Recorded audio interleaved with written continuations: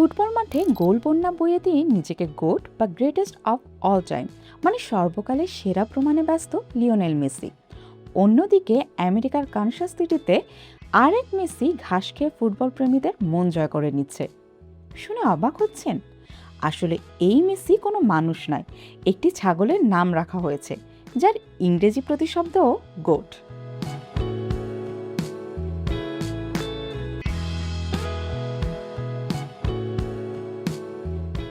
চলতি বিশ্বকাপ টুর্নামেন্ট শুরু হওয়ার ঠিক আগ মুহূর্তে জন্ম নেওয়া এই ছাগলছানাটিকে পরানো হয়েছে আর্জেন্টিনার জার্সি।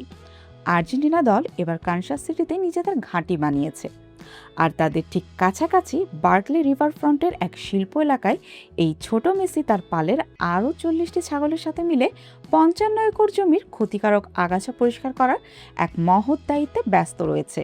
এটি আসলে শতকোটি ডলারের একটি সরকারি বেসরকারি প্রকল্প, যার কেন্দ্রে রয়েছে নারীদের সকার লিগের বিখ্যাত সিপিকেসি স্টেডিয়াম।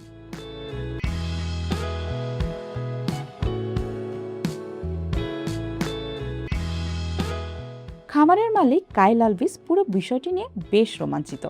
তিনি জানিয়েছেন, ছাগলগুলো নিয়ে কাজ শুরু করার ঠিক পরদিনই এই ছানার জন্ম হয়। যেহেতু শহরে বিশ্বকাপ চলছে, তাই সবাই মিলে এর নাম দেয় মেসি। সংশ্লিষ্টরা বলছেন, মিজৌরি নদীর পরিবেশ রক্ষায় তারা কোনো রাসায়নিক ব্যবহার না করে প্রাকৃতিকভাবেই এই আগাছা পরিষ্কার করছেন। সবচেয়ে মজার ব্যাপার হলো, খামারের মালিক কাইল আলভিস আসল মেসির জন্য একটি আমন্ত্রণ রেখে দিয়েছেন। তিনি রসিকতা করে বলেছেন, ফুটবল তারকা মেসি এখনও এই ছোট মেসির সাথে দেখা করতে আসেননি, তাকে স্বাগত জানাতে অধীর আগ্রহে অপেক্ষা করা হচ্ছে।